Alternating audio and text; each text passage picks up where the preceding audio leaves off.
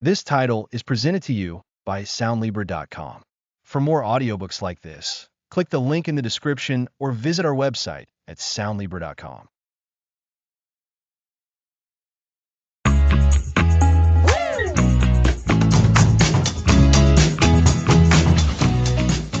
Welcome to the Attention Diet. Let's reclaim your focus. I'm Lisa, ready to address this overwhelming content. Alex, it feels like we're drowning. Before we dive in, a quick heads up. While we're talking about mental habits and diets, this is for educational purposes and isn't medical advice. So please consult a professional for your specific health needs. Now, that feeling of being overwhelmed is exactly what we're addressing. Today, the Overload Audition, Understanding Your Attention Hunger. We'll introduce the idea of an attention diet and why it's vital. An attention diet. So, what exactly is that for our digital lives? It's managing what you consume with your mind, like managing food for physical health. It's intentionally curating information, choosing quality over quantity, and relevance over randomness. It's about feeding our minds better with less noise. That makes sense. So, before we choose better, we need to know what we're currently consuming. That sounds like an audit. Exactly. Our overload audition is this first crucial step. We must understand where our attention is going, what digital crumbs we nibble on, and how it makes us feel. For our listeners, grab a notebook. Become a detective of your own attention for 24 hours. Detective of my own attention. What should we look for? Track your digital interactions. How much time on social media? What are you viewing there? News, friends, endless scrolling? How often do you check the news? Through apps, websites, or social feeds? What about emails? Are you constantly checking or setting specific times? And it's not just what we consume, but how it affects us. I sometimes feel anxious after scrolling. Precisely. That emotional impact is key. Pay attention to your feelings. Does an app leave you energized or drained? Does an article make you feel informed or overwhelmed? Do social updates spark joy or envy? These are signals of your attention hunger, showing what your mind craves or finds unsatisfying. So, quantity, types of content, and emotional residue. This sounds eye-opening. I click sensational headlines, even when I know they're not valuable. Ah, the sensational headline. Those are digital crumbs. Small, insubstantial bits that grab attention but offer little lasting value. Like snacking on potato chips all day. They add up, and you've spent significant time on things not serving you. Digital crumbs. Perfect analogy. These crumbs create a hunger for more engagement, even if it's not meaningful. A feedback loop of distraction. Exactly. This is where understanding your attention hunger comes in. Are you hungry for knowledge, connection, entertainment?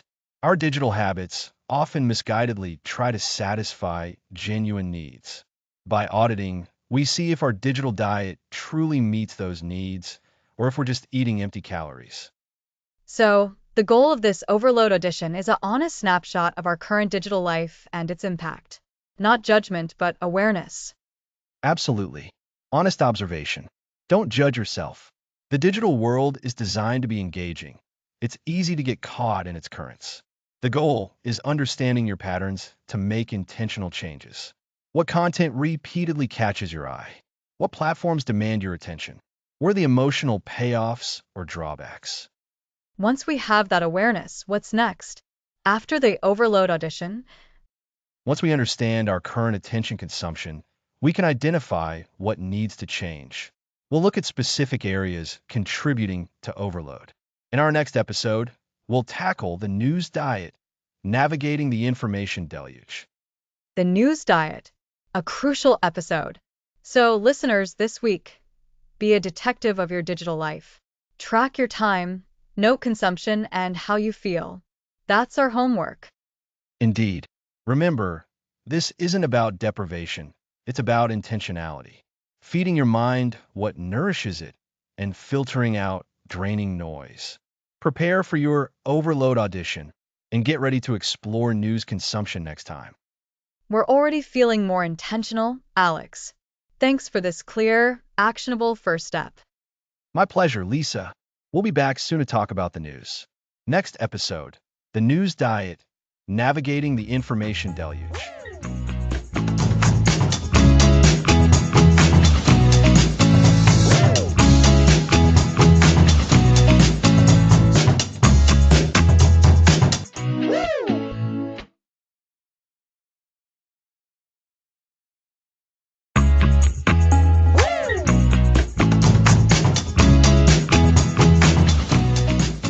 Welcome back to the attention diet.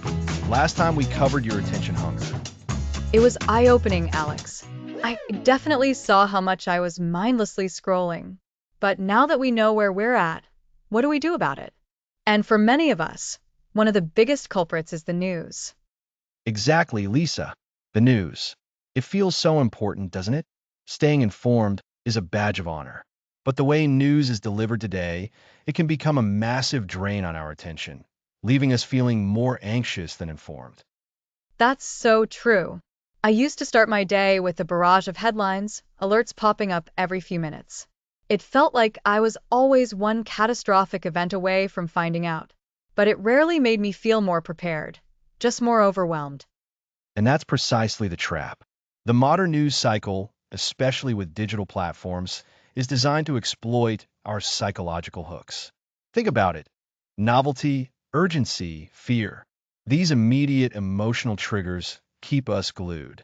We get a little rush from seeing something new, a sense of obligation to react to urgency, and a powerful, albeit often misplaced, instinct to protect ourselves from potential threats.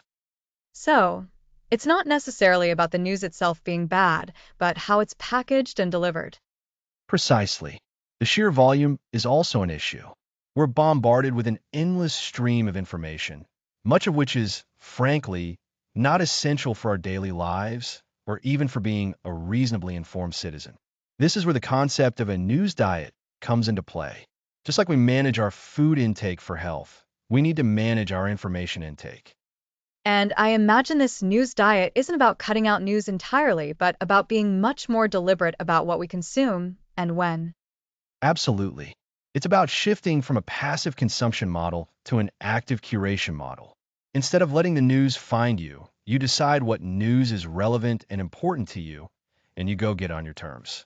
This means asking yourself, what do I truly need to know to function well today, to make informed decisions, or to simply understand the world around me? That's a great way to put it, being an active curator. So, what does that look like in practice? How do we start curating our news intake? The first step is to recognize the difference between essential updates and what I call doom scrolling fodder. Doom scrolling is that compulsive act of consuming negative news, even when it's distressing and doesn't offer any actionable insights.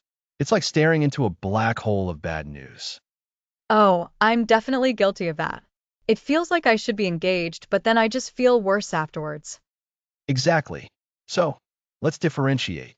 Essential updates might be knowing about a major local event that affects your commute, a significant policy change that impacts your finances, or a global event that has broad implications. Doom scrolling fodder, on the other hand, is the constant outrage of the day, the highly speculative political drama, or the sensationalized crime report that offers little in the way of understanding or solutions. Okay, so I need to identify what's truly important versus what's just noisy. How do I do that when everything looks like a flashing siren? It's about looking for the signal amidst the noise. We need to actively seek out sources and formats that are more reliable and less sensational. This means perhaps moving away from the 24-hour news cycle and towards sources that provide deeper analysis and context. Think weekly news magazines, curated newsletters from reputable journalists, or even podcasts that offer in-depth discussions rather than breaking alerts. I've started doing that. Instead of having news apps pinging me all day, I've set a specific time each morning to read a reputable online newspaper, and then another quick check in the evening. It's amazing how much less anxiety I feel. That's a fantastic strategy, Lisa. Setting dedicated news check-in times is crucial. It carves out a specific window for consuming news, preventing it from bleeding into the rest of your day. During these times, You can engage with your chosen sources with more focus. And what about those news aggregators? They seem like a good way to get a broad overview. News aggregators can be a double-edged sword. Some are excellent for providing a curated digest from various reputable sources. Others can simply be a fire hose of headlines, reintroducing that overwhelming feeling. The key is to choose aggregators that align with your goal of curation. Look for those that allow customization or emphasize reputable, in-depth reporting. Consider using tools that allow you to filter topics you don't need to follow closely. So, if I'm not interested in celebrity gossip or the minute-by-minute stock market fluctuations, I can tell my aggregator to steer clear of that. Precisely. It's about making the news serve you rather than the other way around. We also need to be mindful of the emotional toll of sensationalism. News outlets often use dramatic language, alarming imagery, and suspenseful music to keep us engaged. This constant exposure to heightened emotions can lead to stress, anxiety, and a distorted view of reality. Our brains interpret these signals as genuine threats, even when they're simply stylistic choices for attracting eyeballs. It's like a constant state of low-level panic. And I've noticed that when I do step away, or when I'm deliberately choosing what news to read, I can actually discern the facts better instead of just reacting emotionally. That's the power of mindful consumption. Identifying reliable sources is also paramount. In an era of misinformation, it's more important than ever to critically evaluate where our news is coming from. Ask yourself, does this source have a reputation for accuracy? Do they clearly distinguish between news reporting and opinion? Are they transparent about their funding and editorial process? I've also found that sometimes, even with the best intentions, it's hard to resist the urge to just click on a shocking headline. It's like a reflex. It is, and that's why building new habits takes time and effort. We're essentially retraining our brains. Think of it like building a muscle. You start with lighter weights and gradually increase the load. The goal isn't perfection overnight, it's progress. So, to recap for our listeners, the modern news cycle is designed to grab our attention with psychological hooks like urgency and fear. We need to shift from passive consumption to active curation. This means differentiating between essential information and doom scrolling fodder, and setting dedicated times to check the news. We should also be mindful of sensationalism and actively seek out reliable, in-depth sources. That's a perfect summary, Lisa. By taking control of our news intake, we can reduce anxiety, gain a more accurate understanding of the world, and reclaim valuable attention for things that truly matter. This is a foundational step in our attention diet journey because news is such a pervasive part of our information landscape. Absolutely. And on that note, Alex, I'm excited to see where we go next. What's looming on the horizon of our digital lives after the news deluge? Well, Lisa, after navigating the news, it's time to tackle another massive attention sink, social media. So, next episode, the social media slim down, reclaiming your social space.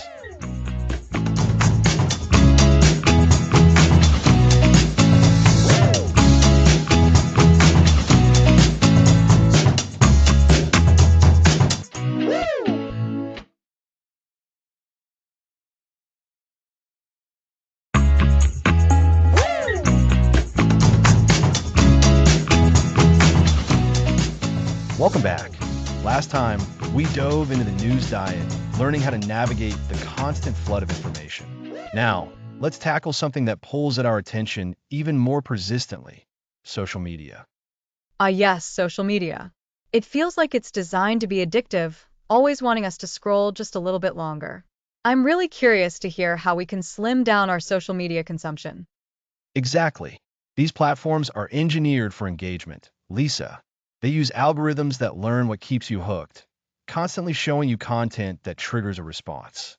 It's like a never-ending buffet where every dish is designed to be irresistible, but ultimately, it leaves you feeling overstuffed and unsatisfied. That's a great analogy.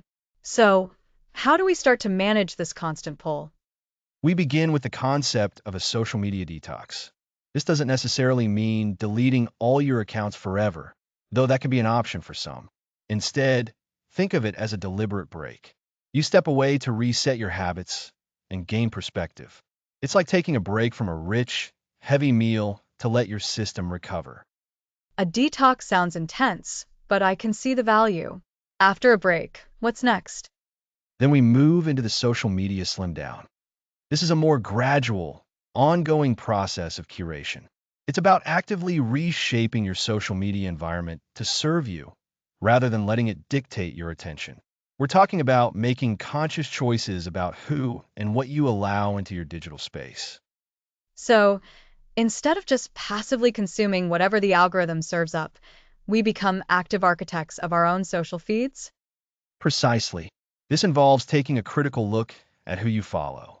Ask yourself, does this person or account consistently add value to my life? Do they inspire me, educate me, or genuinely connect with me? If the answer is no, or if it consistently brings negativity or distraction, it's time to say goodbye. This is the unfollowing step. Unfollowing can feel a little awkward, but thinking about it in terms of reclaiming my attention makes it feel much more empowering. What about accounts that are okay, but maybe too much? That's where muting comes in.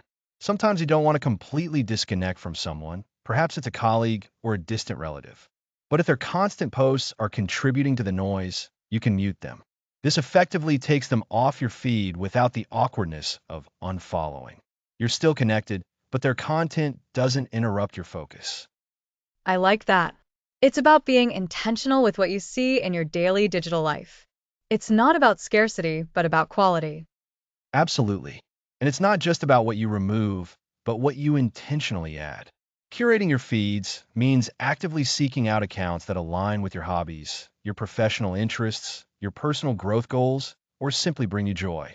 Think of it like carefully choosing the ingredients for a healthy meal, rather than just eating whatever happens to be in the pantry. This sounds like a lot of active work, Alex, but it also sounds incredibly rewarding. I've definitely felt the trap of passive scrolling, just losing time down a rabbit hole of endless content. That's the core of the problem.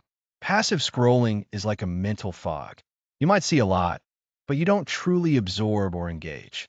The slim down process encourages active, meaningful connection. Instead of just liking a post, maybe you leave a thoughtful comment or engage in a genuine conversation in the direct messages. It's about depth over breadth.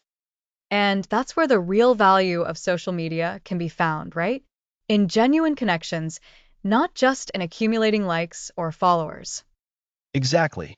We're shifting from being passive recipients of content to active participants in our social networks. And this active engagement often stems from having a more curated and intentional feed. When you're seeing content that truly resonates, you're more likely to engage meaningfully. But what about that nagging feeling, the fear of missing out or FOMO? It's so powerful in keeping us tethered to these platforms. FOMO is a significant hurdle. It plays on our natural human desire to be connected and informed. But often, what we think we're missing out on is superficial or not truly important to our well-being. The slim down process helps us recognize that true connection and fulfillment come from our real-world interactions and our intentional digital ones, not from seeing every single update from everyone. So, the more we curate our feeds and engage meaningfully, the less powerful FOMO becomes? That's the goal. When your social media experience is rich with content that matters to you and filled with genuine interactions, the fear of missing out on the trivial fades. You start to realize that what you are engaging with is far more valuable than what you might be missing. It's about understanding that you cannot and do not need to consume everything. It's about reclaiming our social space, not just our attention span. It's about using social media as a tool for connection and growth, rather than letting it use us. Beautifully put, Lisa. We've talked about the social media detox and a gradual slim down, focusing on unfollowing, muting, and curating. We've touched on the difference between passive scrolling and active connection, and how to combat FOMO by focusing on quality over quantity. So, to recap, We aim for a mindful break with a social media detox, followed by a conscious curation of our feeds through unfollowing and muting, leading to more meaningful, active engagement. This approach helps us combat the engineered design of these platforms and the pervasive fear of missing out. Precisely. And this intentionality is a crucial step as we move towards building a more focused and fulfilling digital life. Next episode, the insidious attention thief of notifications. Oh, I'm definitely looking forward to that. Thanks for listening.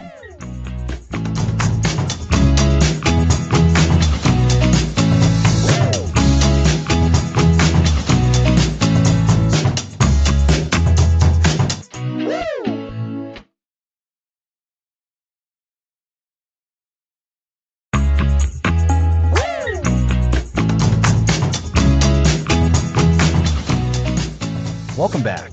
Last time, we discussed social media. Now, let's tame digital pings. Oh, the notifications. They feel like little digital alarms constantly grabbing for our attention. It's like our phones are demanding we look at them every few minutes, and we just comply. We swipe, we tap, and our focus shatters. Exactly.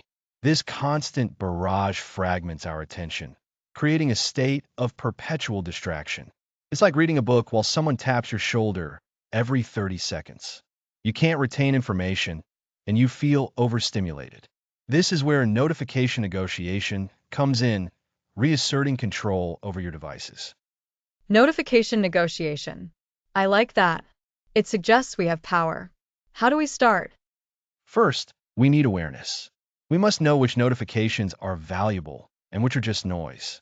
Does every email or app alert truly require immediate attention? Most of the time, no. So, the negotiation begins by identifying and disabling non-essential pings. So, it's like decluttering your digital world? Just go into settings and turn everything off. It's more nuanced. We want to be intentional. Audit your notifications. Most smartphones allow you to review and manage notifications per app. Go through them one by one. Ask for each. Does this add value to my life right now? Does it enhance my productivity or well-being? If the answer is no, or a weak, maybe, then disable it. So, we're aiming for meaningful notifications, not necessarily zero. Precisely. Preserve ones that are genuinely important, like a calendar alert for a meeting or a message from a loved one. But a notification that your favorite celebrity tweeted or a game has an update. Probably not essential for focused work.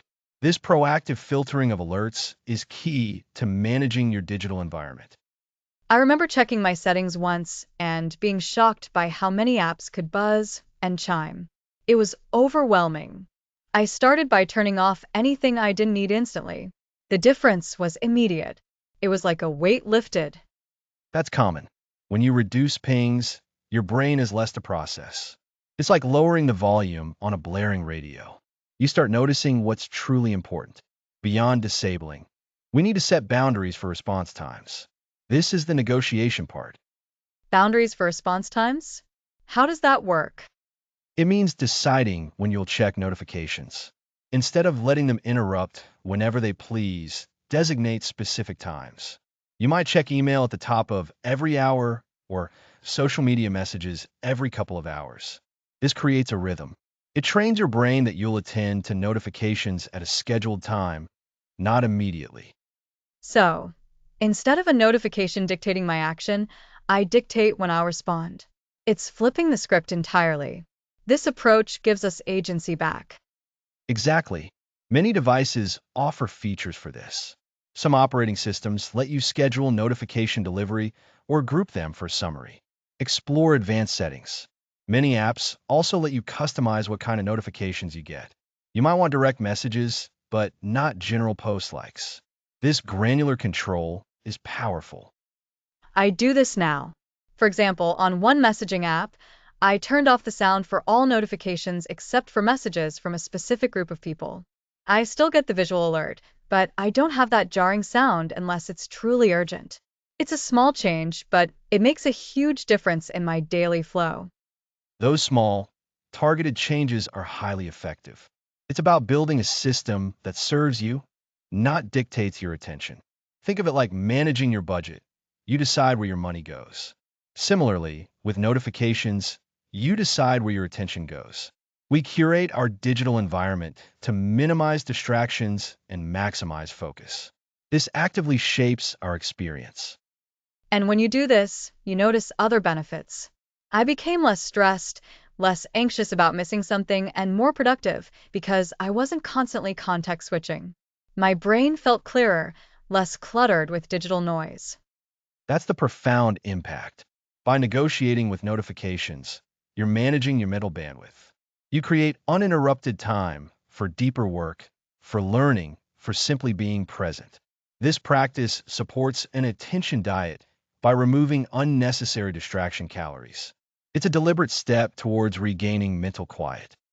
So, to recap, notification negotiation means taking back control from your devices. The steps involve identifying and disabling non-essential notifications and setting clear boundaries for when you'll engage with alerts.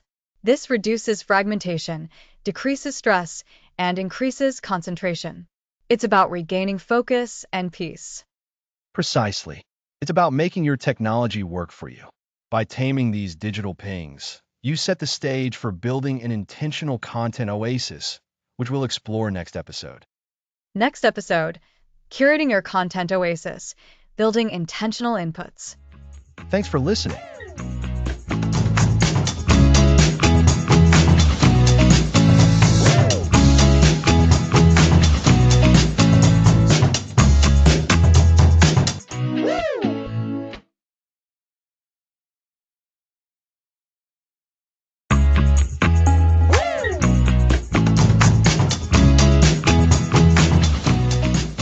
Welcome back to the Attention Diet. Last time, we talked about taming those constant digital pings with notification negotiation. Today, we're building on that by shifting from defense to offense.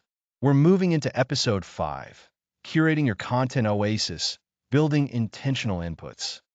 That's right, Alex. We've spent the last few episodes learning how to cut out the junk food of our digital lives, the endless scrolling, the sensational headlines, the constant notifications. Now it's time to talk about what we should be filling our mental plates with. It's about being intentional about what we consume, rather than just letting it wash over us. Exactly. Think of your mind like a garden.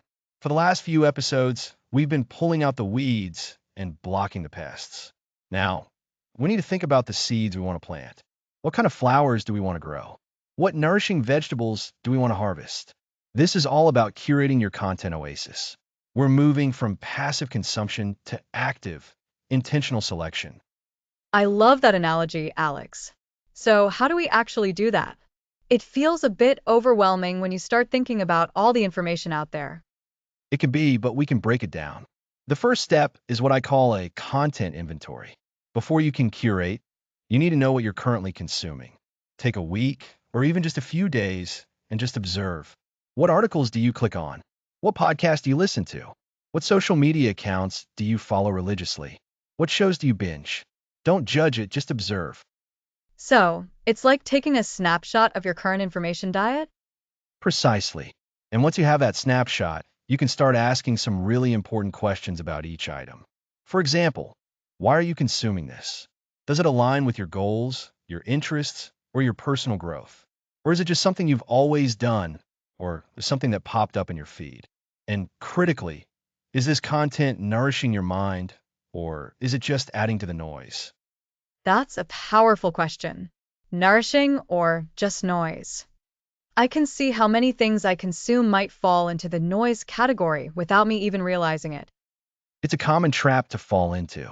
Once you've done your inventory and asked those questions, you can start making conscious choices. This is where the curation really begins. It's about deliberately choosing what seeds you plant in your mind. That means actively seeking out high-quality content that serves a purpose for you. So, what does high-quality content even look like? That's a great follow-up.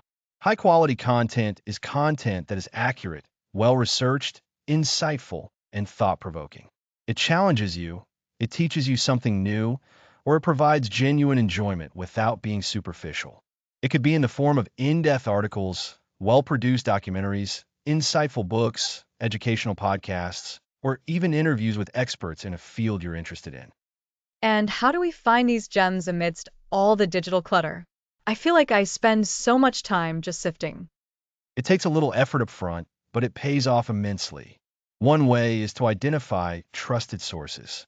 Who are the authors, journalists, or organizations you respect for their depth and integrity? Are there specific publications that consistently offer excellent reporting or analysis? Make a list of those trusted sources. Okay, so I should actively seek out those trusted sources rather than just waiting for content to find me. Exactly. And don't be afraid to explore different formats. We've talked a lot about articles, but what about books? Or long-form podcasts that delve deeply into a topic? Or even curated newsletters that offer a thoughtful digest of important information? Diversity in your input sources is also key. Don't just stick to one perspective. Seek out different viewpoints and voices to broaden your understanding. I've noticed that when I stick to just a few sources, I can start to get a bit of an echo chamber effect. Branching out seems important. Absolutely. And here's a practical tip. Create a system for saving or bookmarking content you want to consume later. Instead of opening 20 tabs that you'll never get back to, use a service or a simple folder to save articles, podcasts, or videos that have caught your eye. Then schedule time to actually go through them. This transforms passive interest into active consumption. So, it's about creating dedicated time for intentional learning and engagement, rather than just haphazardly clicking around. Precisely. And when you're saving something, ask yourself again, is this nourishing or noise?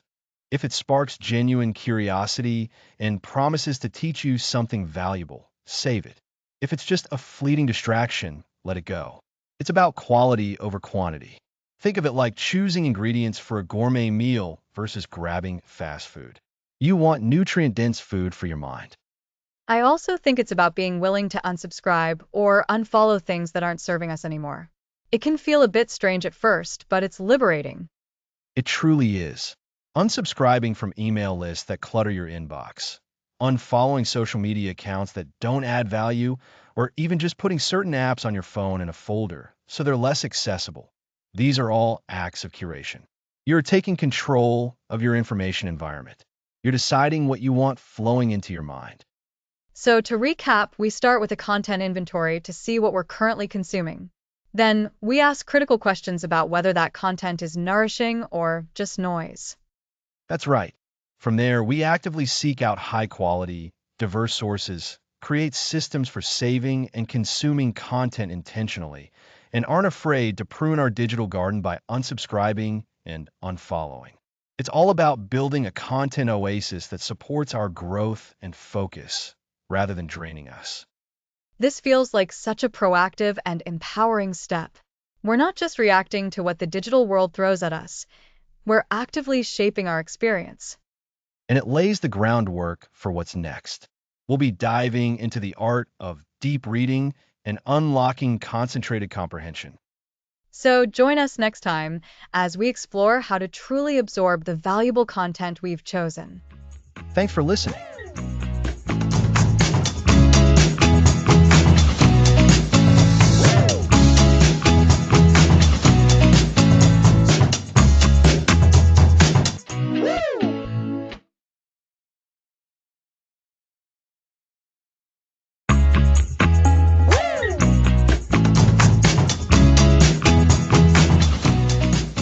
Welcome back.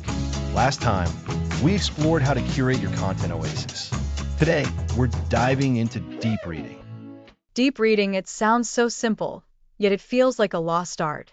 We're so used to skimming that immersing ourselves in a book feels almost like a luxury. That's a perfect way to put it, Lisa.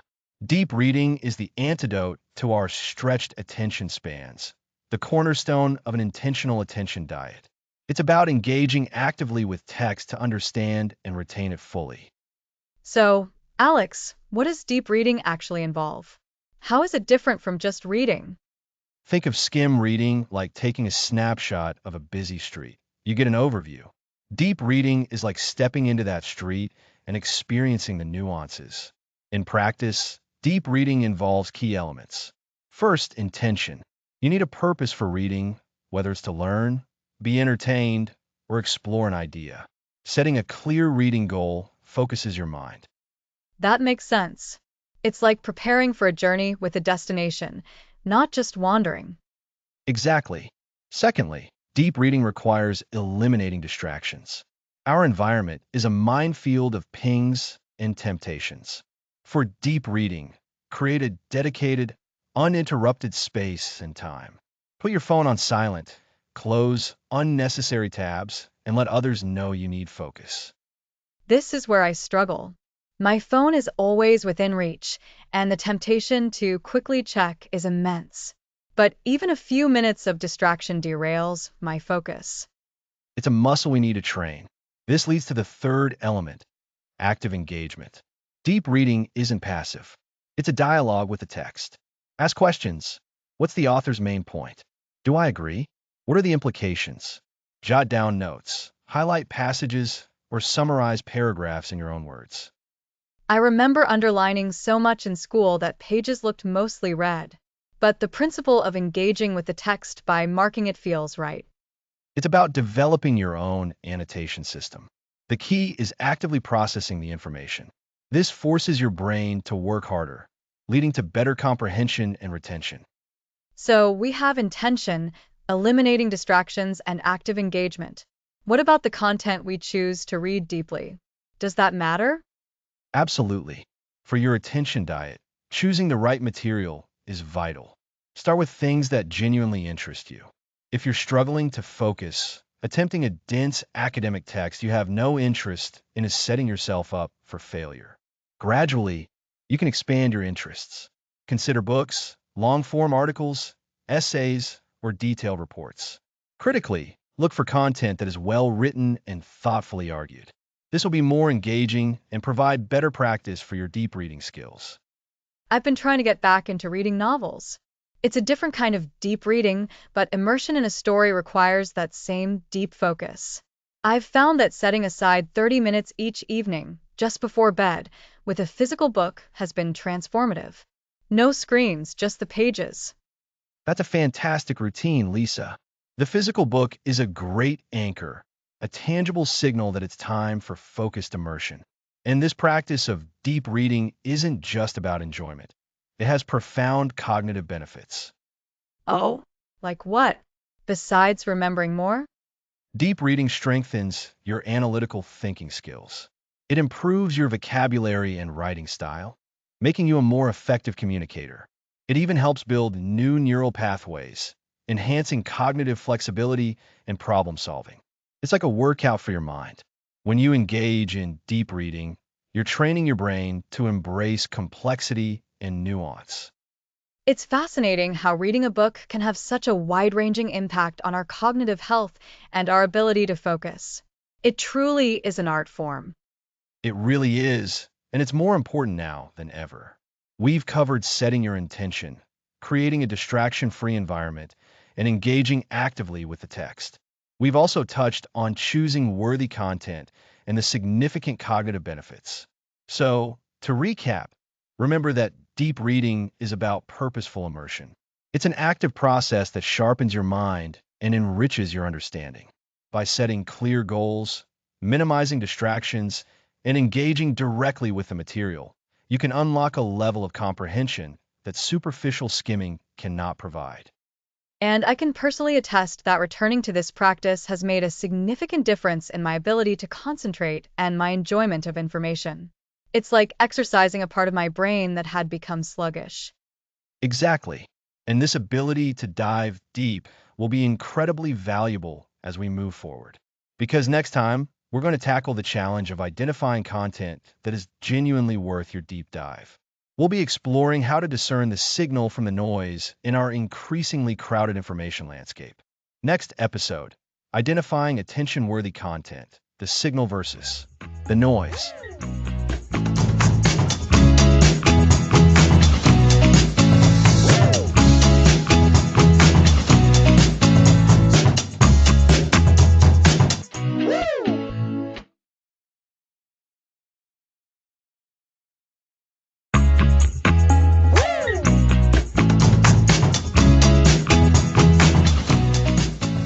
Welcome back to the Attention Diet. Last time, we dove deep into the art of deep reading, unlocking the power of focused comprehension. Today, we're tackling something crucial, identifying attention-worthy content. That's right, Alex. We've spent the last few episodes learning how to curate our inputs and read more intensely. This episode feels like the critical filter. How do we decide what's actually worth our precious attention? Exactly, Lisa. We need to revisit the idea from episode 1, the information overload audit. Remember understanding your attention hunger? Now, we're applying that with a much more discerning eye, actively seeking out the signal and not just reducing the noise. So, thinking back to that initial audit, it was about recognizing how much information we were bombarded with. Now, it's about evaluating that incoming information. What's truly nourishing and what's just empty calories for the brain. Precisely. We're looking for content that offers genuine insight, promotes understanding, or sparks meaningful thought. Think of your attention as a bank account. You want to make deposits that yield long-term dividends, not just fleeting moments of engagement. Dividend-paying content. I like that. So, what are some of the frameworks you use to assess if something is worth our attention? How do we measure that dividend? Great question. I consider a few key criteria. First, relevance. Does this content directly relate to my goals, interests, or current learning objectives? If it's completely off topic, it's probably noise, no matter how engaging it might seem. Okay, relevance. That makes sense. It's like asking, does this help me? Or is it just a shiny distraction? Exactly. The second criterion is depth. Does this content go beyond surface level information? Is it well researched? Does it explore nuances? Or does it offer a truly unique perspective? Thin, superficial content offers little long-term value. It often just rehashes what we already know, or worse, spreads misinformation. Ah, yes. I've definitely consumed lots of shallow content. It felt like learning, but I wasn't actually retaining or understanding anything deeper. So, depth is about substance. Absolutely. And related to depth is the potential for insight. Does this content spark new ideas? Does it challenge my assumptions? Does it connect dots in a way I hadn't considered? Content that offers genuine insight is gold. It can shift your thinking or illuminate a new path. That's the really exciting stuff, isn't it? When something clicks and you see things in a completely new light because of an article or a conversation. That's definitely attention worthy. It really is. A fourth criterion is the source. Is this from a reputable source? Is the author knowledgeable and credible on the topic? We've touched on this when discussing curating your content Oasis, but trustworthy sources are fundamental to valuable content. And how do you assess that credibility, especially with so much information online? It takes practice. Look for expertise backed by evidence. Check if the author or organization has a history of reliable reporting and analysis. Be wary of sensationalism or highly biased outlets. If content makes extraordinary claims, it needs extraordinary evidence. This is part of developing your intuition. I've found my instincts have gotten better too. I used to get sidetracked by clickbait headlines or trending topics that ultimately led nowhere. Now I find myself pausing and asking, is this going to be worth my time? Before I even click. It's about recognizing the fleeting nature of trends versus the enduring value of knowledge. That's a fantastic observation, Lisa, and a great way to put it. The allure of the dopamine hit from novelty or perceived social relevance can be powerful, but we're aiming for sustained intellectual nourishment, not just a sugar rush. This is about long-term value over short-term appeal. So, to recap the key criteria Alex introduced for identifying attention-worthy content, relevance, depth, potential for insight, and the credibility of the source. These help us filter out the noise. Exactly. And remember, this isn't about eliminating all casual browsing or light entertainment. It's about intentionality. It's about ensuring the bulk of our attention is directed towards content that truly enriches us rather than drains us.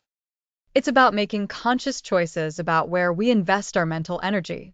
And this skill of identifying valuable content is especially important as we think about what comes next. You're absolutely right. And that's the perfect segue.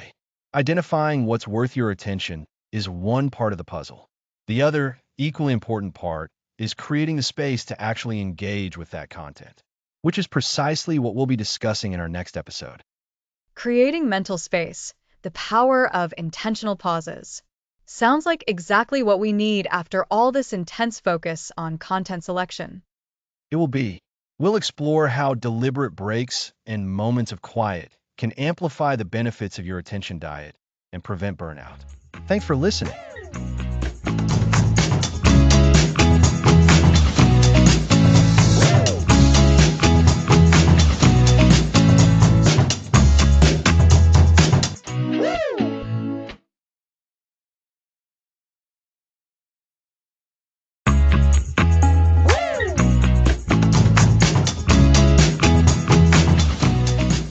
Welcome back. Last time, we learned to identify valuable content and filter out the noise. We became more discerning about what we let into our minds. Now we're diving into creating mental space and the power of intentional pauses. Exactly, Lisa. Our brains aren't designed for a constant state of input. When we're bombarded with notifications and endless scrolling, our minds can't process, synthesize, or rest. It's like a bucket overflowing. That mental overflow is so real. It feels like my brain is just churning without much productive output. That constant stimulation prevents crucial cognitive work, hindering creativity and deep problem solving. Our brains need downtime to consolidate memories and make new connections where ideas can spark. Think of your brain like a computer that needs to close programs to run smoothly. If too many are open at once, it slows down and you can't focus on the task at hand. So, these pauses are a strategic part of how our brains function best. It's not just about relaxing, but about actively letting our brains do important work. Precisely. They allow for mind wandering, which isn't unproductive at all. This state is where our brains connect seemingly unrelated information, leading to those aha moments. It's like letting your thoughts drift during a walk, and then suddenly a solution to a problem you've been stuck on appears. I've noticed that happens for me while doing something completely unrelated, like taking a shower or going for a walk. Suddenly, a solution pops into my head. I used to think of that as just downtime, but it sounds like my brain was actively working. That's your brain working in that quiet space. By creating pauses, we invite that insightful thinking.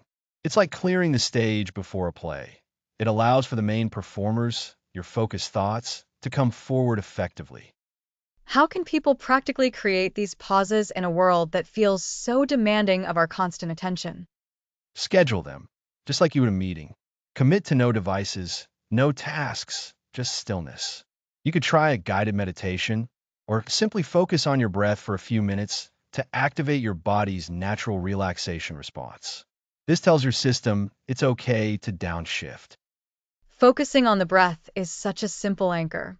It's a tangible action that immediately brings you to the present moment and away from the mental clutter. It does. Also, create digital-free zones or times. Make your bedroom a no-phone zone, or dedicate the first hour of your morning or the last hour before bed to unplugged activities like reading a physical book or simply reflecting. A digital-free wind-down routine before bed has dramatically improved my sleep quality. My mind isn't racing with the day's digital inputs, and I find I fall asleep so much faster. That's a fantastic example of how pauses contribute to overall well-being, not just productivity. They shift us from a reactive state, where we're constantly responding to external stimuli, to a more deliberate and intentional one. So, to recap for our listeners, constant stimulation hinders our brains. Intentional pauses, which allow for valuable mind wandering, are crucial for creativity, problem solving, and ultimately, our mental health. Exactly. We can implement this by scheduling brief pauses throughout the day, like mindful breathing breaks, and by establishing digital-free zones. It's about carving out moments for stillness and reflection, reclaiming that mental acreage. And it really shifts the perspective from seeing quiet moments as lost time, as if we should be doing something else, to recognizing them as essential investments in our cognitive and emotional well-being. Indeed, this sets us up perfectly for our next episode when we'll discuss building your attention routine, weaving these pauses and intentional habits into a sustainable daily rhythm. That sounds like the perfect next step to solidify these practices. Next episode, building your attention routine.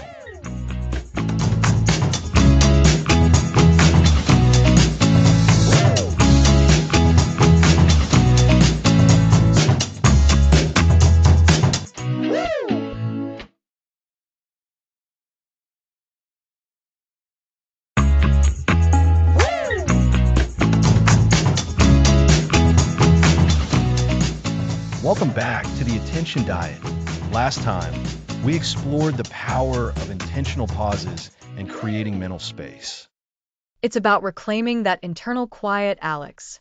Stepping away prevents that constant feeling of being overwhelmed. Exactly. Building on mental space and intentional inputs, it's time to translate these concepts into something sustainable, building your attention routine. That's where I often get stuck. Ideas are great, but the day gets away from me. How do we make this stick? We design our attention rituals. Think of them as daily practices that reinforce mindful consumption and sharpen your focus. Attention rituals. It sounds proactive. So, what does that look like? It starts with identifying opportunities. Instead of reaching for your phone first thing, what about a morning focus ritual? I can relate to that phone first habit. So, what would that involve? It could be 10 to 15 minutes reading a physical book, stretching, journaling, or enjoying tea without screens. Start your day with intention. That makes sense. It's like priming your attention muscles. I've been experimenting with a similar wind down ritual in the evenings. Tell us more, Lisa. I'm always curious. It's a buffer between work and rest. The last hour before sleep, no screens. Maybe listen to a podcast, tidy, or reflect. Brilliant. It combats the doom scrolling that can happen before bed. You're still being intentional, but in a way that promotes rest. Exactly. And it's made a noticeable difference. It's signal versus noise, even in downtime. That brings us to dedicated time blocks. We've talked about deep reading and work. These don't happen by accident. You mean actively blocking out periods in your calendar for focused tasks? Yes, for work, learning, hobbies, or family time. These are sacred spaces. Silence non-essential notifications and commit to the task. So, our attention is a finite resource, and we need to protect it and allocate it. I've started blocking out 2 hours each morning for my most demanding tasks. It's revolutionary. That's fantastic. And within these routines, there needs to be flexibility. Rigid routines can become stressors. The goal isn't perfection, but consistent effort. That's important, Alex. I sometimes feel guilty if I miss a part of my routine. It's okay to adapt? Absolutely. If you miss your morning reading, don't abandon the day. Catch up later. The key is to get back on track. It's about adjusting your next meal, like in an attention diet. I like that analogy. It feels less like failure. So, to recap, building an attention routine involves designing rituals, creating dedicated time blocks, and being flexible and resilient with slips. Precisely. These habits are the scaffolding for your attention diet. They help you move from understanding principles to living them daily. Consistency is where real transformation happens. So, it's not about adding more, but being more intentional with the time and attention we have. Exactly. And as we build these routines, we lay the groundwork for handling challenges. The attention diet is an ongoing practice. Which, I believe, is exactly what we'll be diving into next episode. That's right. Next episode, navigating the slips, resilience in your attention diet.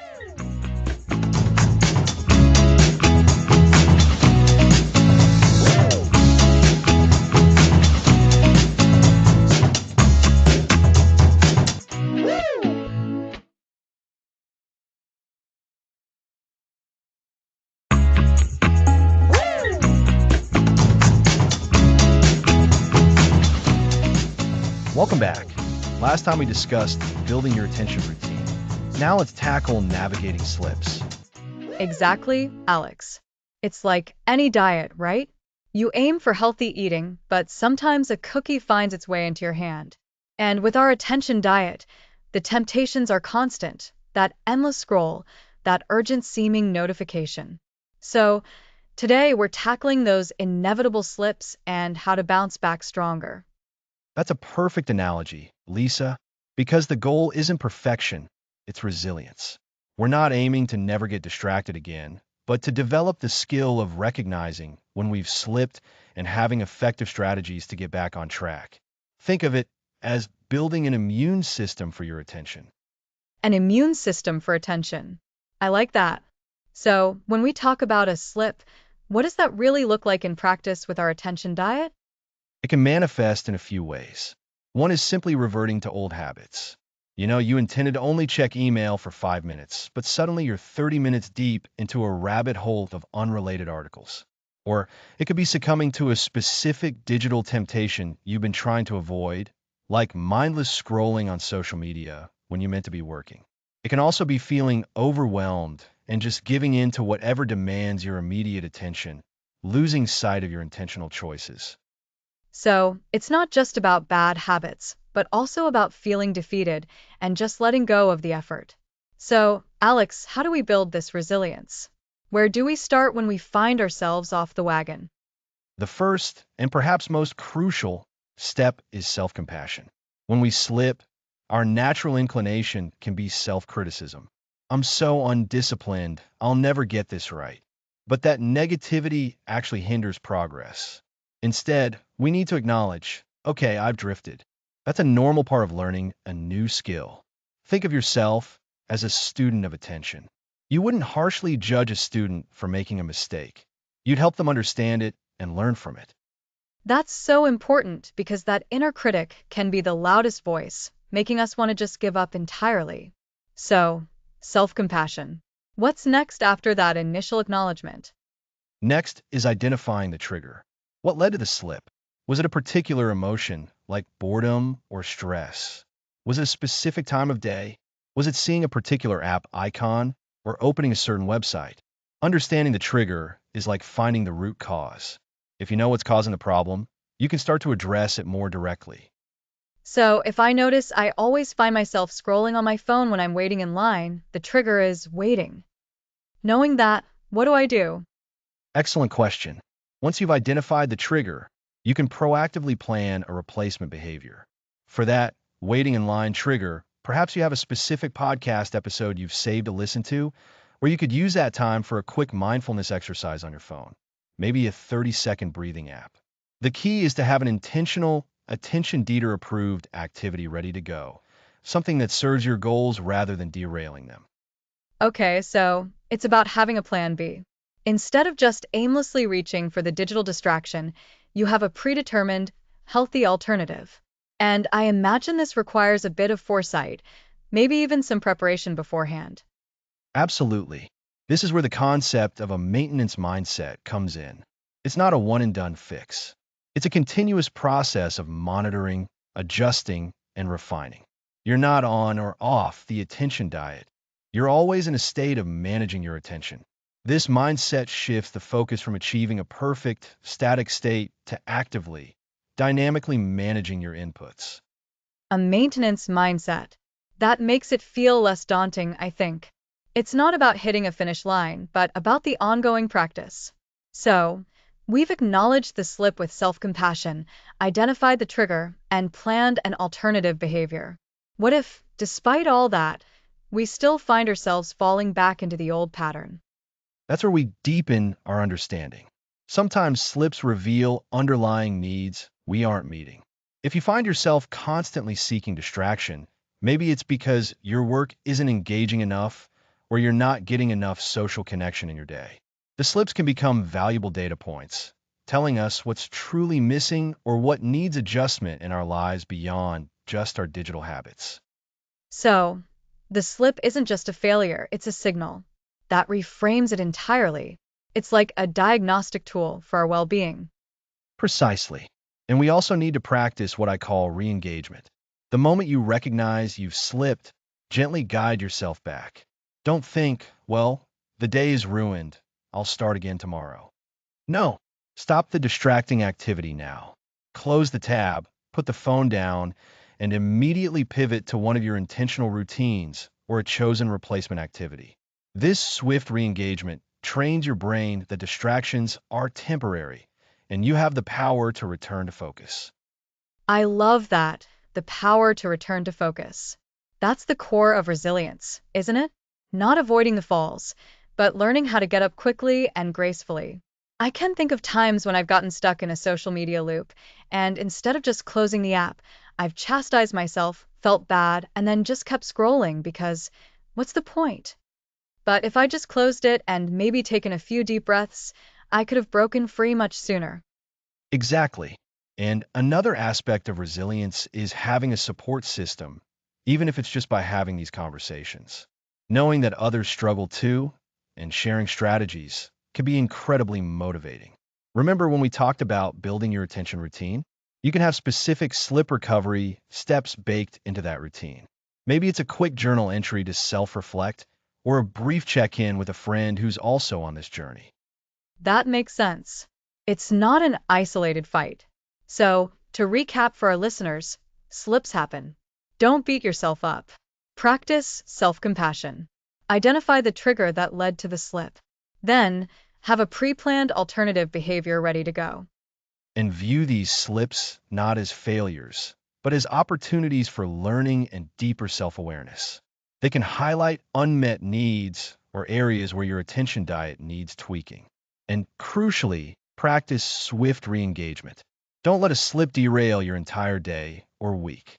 Gently, purposefully bring yourself back to your intentional choices. This idea of a maintenance mindset and continuous refinement is so key.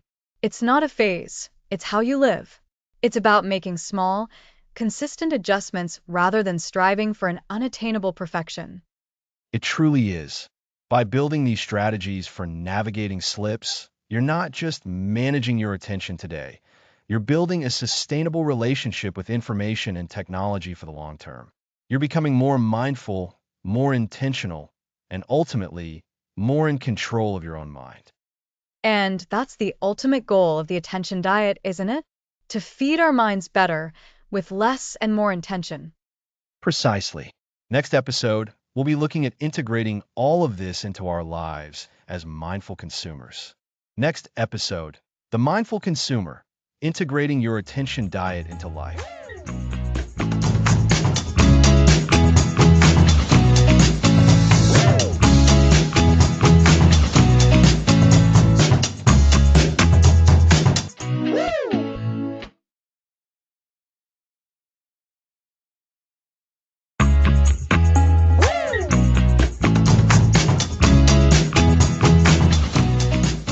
Welcome back.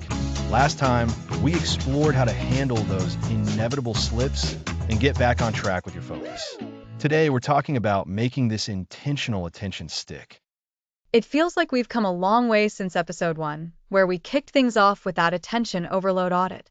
Remembering how overwhelming everything felt then, it's encouraging to think about making this a lasting habit. Exactly, Lisa.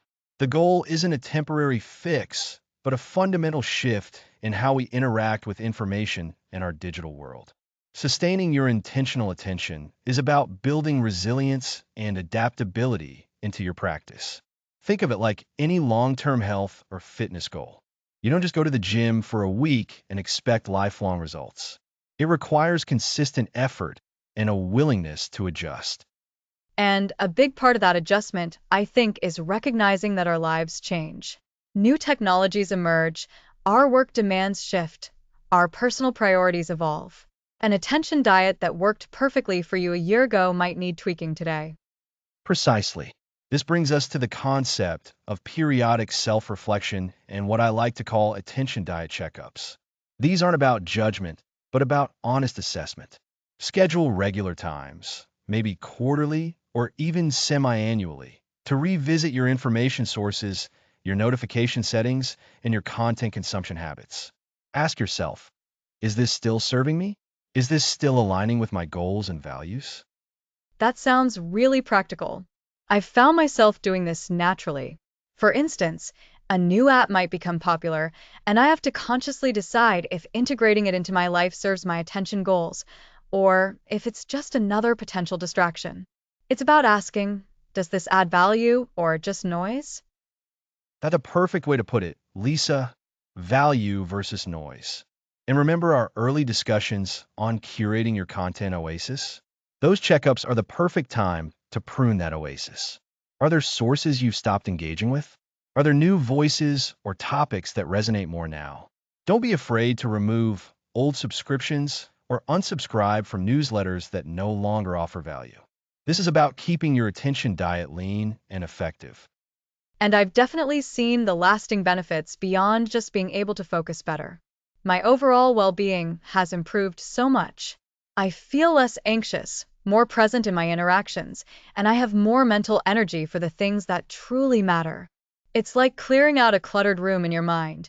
Suddenly, there's more space to breathe and think. That deeper engagement is a critical outcome.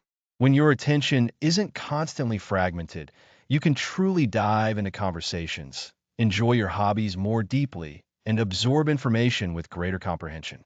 It's about quality over quantity, not just in what you consume, but in how you experience life. So, for someone listening who's been practicing the attention diet, what advice do you have for hunkering down for the long haul? The first is reinforcing your why. Regularly remind yourself why you started this journey. Was it to improve work performance? To be more present with loved ones? To have more time for creative pursuits? Connecting back to your core motivation is a powerful anchor, especially when faced with new digital temptations. That's smart. I know for me, the desire to truly connect with my family without a phone constantly pulling me away was a huge motivator. Remembering those moments of genuine connection keeps me mindful of my digital habits. Absolutely. Secondly, embrace adaptability. As we mentioned, life and technology change. Instead of rigidly sticking to old rules, be willing to adapt your approach. If a new platform emerges that offers genuine value or connection opportunities in a way that aligns with your goals, figure out how to integrate it mindfully. This might mean adjusting your notification settings on that platform, setting specific times for its use, or creating new boundaries. It's not about complete abstinence from new things, then, but about approaching them with intention? Precisely. It's a mindful integration rather than a passive adoption. For example, if a new social platform arises that's primarily text-based and community-driven, and you find value in those kinds of interactions, you could devise a strategy for using it without letting it derail your core attention practices. This might involve setting time limits or only checking it during designated periods. And what about those moments when you do slip up? We talked about resilience last episode, but how does that tie into the long haul? Great question. Resilience is the backbone of long-term sustainability. When you slip, instead of falling into despair or giving up, view it as a data point. What led to the slip? Was it boredom, stress, a moment of perceived urgency? Understanding the trigger allows you to build a stronger defense for next time. Did you let your guard down during a busy work week? Perhaps that's a cue to reinforce your no new tabs rule during intense periods. Did you absent-mindedly scroll on social media out of habit? That might mean it's time to subtly change your phone's wallpaper or app arrangement to introduce friction. So, it's about learning from the stumbles rather than letting them be derailments. Exactly. It's a continuous process of learning and refinement. And building an intentional attention routine, as we discussed in episode 9, is key here. The routines we establish create automaticity, making mindful choices the default rather than a constant effort. Even when you're tired or stressed, a well-established routine can help guide you back to intentionality. It's about making the healthy choice the easiest choice, even when life gets complicated. That's the ultimate aim. And as you continue on this journey, you'll find your ability to discern signal from noise become sharper. What once seemed like urgent information might, with practice, be recognized as merely fleeting noise. And that's the power of the attention diet in the long run. It trains your mind to be more discerning, more intentional, and ultimately, more in control of where your precious attention goes. It really transforms your relationship with information and technology. Instead of being passively consumed by it, you become an active, conscious participant. And that's what episode 12 will be all about. Integrating this mindful consumption into every aspect of your life, becoming a truly mindful consumer. Next episode, The Mindful Consumer, integrating your attention diet into life.